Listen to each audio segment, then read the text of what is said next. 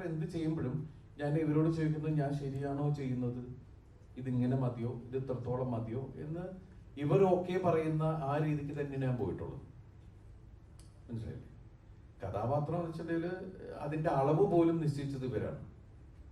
ഇങ്ങനെ ഇതാണ് നമുക്ക് വെച്ചാൽ അതിപ്പോ അതിലെ എല്ലാ ആർട്ടിസ്റ്റുകളും ലാലേട്ടൻ വരെ എപ്പോഴും ഞാൻ കണ്ടതിൽ ഏറ്റവും കൂടുതൽ ഒരു ഡയറക്ടറെ എന്താ പറയാ ഭയങ്കര വാല്യൂ കൊടുത്ത് ഡയറക്ടർ പറയുന്നത് അങ്ങനെ തന്നെ മീൻസ് ഒരു ഇതുമില്ലാണ്ട് പുള്ളിക്ക് അത് ഓക്കെ ആണെങ്കിൽ ഓക്കെ, അത് പുള്ളിക്ക് ഇഷ്ടമാണോ ഇല്ലേ എന്നുള്ളതല്ല, ആ ഡയറക്ടർ എന്താ ആഗ്രഹിക്കുന്നു അത് കൊടുക്കുന്നു. നമ്മൾ ചിലപ്പോൾ ആർഗ്യുമെന്റിലെങ്കിലും പോകും, അല്ല അത് കുഴപ്പമാവണില്ലേ, അത് ഇതാവണില്ലേ എന്ന് ചോദിക്കുന്ന ലാലേട്ടൻ 1-2 തവണ പറയും, അത് കഴിഞ്ഞാൽ ലാലേട്ടൻ അത് വിടും, ശരി അദ്ദേഹത്തിന് അതാണ് ആവശ്യമെങ്കിൽ കൊടുത്തേക്കാം. നമ്മൾ പിന്നെ ആർഗ്യ ചെയ്തത് വാങ്ങിച്ച് നമുക്ക് ചോദിക്കാൻ നിൽക്കും, നമ്മുടെ രീതിക്ക് ആക്കാൻ ശ്രമിക്കും. ആക്കാൻ രീതിക്കല്ല, നമ്മൾ പറഞ്ഞത് അത് വേണ്ടേ എന്ന് പറയുന്ന സ്ഥലത്തേക്ക് ചിലപ്പോൾ ആയിരിക്കും. പക്ഷെ ഈ സിനിമയിൽ എല്ലാവരും ഇവർ ഉണ്ടാക്കിയ ഇവർ കണ്ട സിനിമയിലേക്കാണ് നമ്മളെല്ലാം.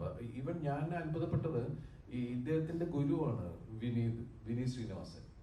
ഈ വിനീത് പോലും ഞാൻ എന്താ ചെയ്യേണ്ടത് ചോദിച്ചത് എന്ന് പറയുന്ന ഒരു സാധനം ഉണ്ടല്ലോ.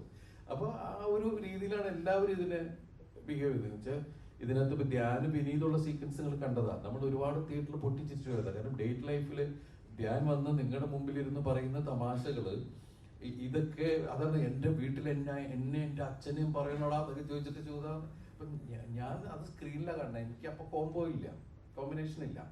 അപ്പൊ ഞാനത് കണ്ടിട്ട് ധ്യാനോട് ചോദിച്ചു, ധ്യാൻ ഇത് എങ്ങനെയാ നീ പെർഫോം ചെയ്തത്? കാരണം ഒരു ചിരി പോലും ഇല്ലാണ്ട് ഭയങ്കര ഇതിൽ നിൽക്കുകയാണ്. അപ്പൊ ധ്യാൻ എൻ്റെ അടുത്ത് പറഞ്ഞാൽ ചേട്ടാ അതാ വർഷം ഒരു ഇന്റർവ്യൂ ഉണ്ടായിരുന്നു, അതോടെ അത് കഴിഞ്ഞിട്ട് ഞങ്ങള് അങ്ങനെ വലിയ സംസാരമൊന്നും ഉണ്ടാവാറില്ല. അപ്പൊ അതുകൊണ്ട് എനിക്ക് ആത്മാർത്ഥമായിട്ട് അഭിനയിക്കാൻ പറ്റി എന്ന് പറയാം. അപ്പൊ അതൊക്കെ ആ ഒരു എന്ന് പറഞ്ഞിട്ട് അതിന്റെ പേരിൽ വിനീത് ദേഷ്യമോ ഒന്നുമല്ല. അപ്പൊ ആ ഒരു രസകരമായിട്ട് വിനീതും ധ്യാനും ഒക്കെ ഇതിന്റെ കൂടെ തന്നെ നിൽക്കുക. കാരണം ഇതൊരു സ്പൂഫാണ്.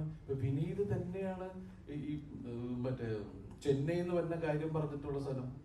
കാരണം അത് വിനീതിന്റെ ഉള്ളിൽ അത് ഭയങ്കര കുഴപ്പമാണെങ്കിൽ ധനഞ്ജയ് ഒരിക്കലും അത് ചെയ്യില്ല. എനിക്ക് തോന്നുന്നു ഞാൻ കാണുമ്പോൾ അത് ഡബ് ചെയ്ത് വെച്ചത് വിനീത് തന്നെയാണ്. കാരണം എന്ന് വെച്ചിട്ടുണ്ടെങ്കിൽ അത്രയും ആ സിനിമയെ സ്പൂഫായിട്ട് കാണുകയും മറ്റുള്ളവർ കളിയാക്കുന്നതിനെ ഉൾക്കൊണ്ടിട്ട് തന്നെയാണ്. അപ്പൊ ഒരു വിശാലമായ മനസ്സ് എന്ന് പറയുന്ന ഒരു സാധനം ഉണ്ട് ഇതിനകത്ത്.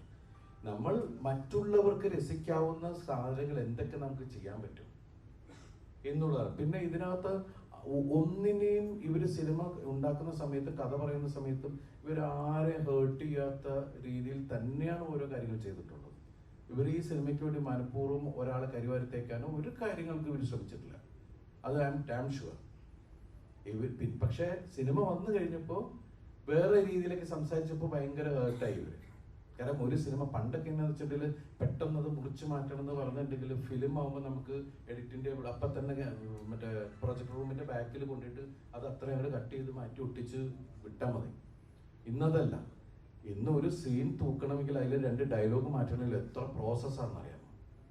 അത് പിന്നെ പോയി സെൻസറിന്റെ അവിടെ വരെ പോയിട്ട് തിരിച്ചു വരണം, എന്നാലേ ക്യൂബിൽ ഇത് പിന്നെ ലോഡ് ചെയ്യുള്ളൂ. ഒരുപാട് സമയമെടുക്കും. പിന്നെ ഒരു മനഃപൂർവ്വം ആരെയും ദ്രോഹിക്കുന്ന ഒരു കാര്യവും ഈ സിനിമയിൽ ചെയ്തിട്ടില്ല.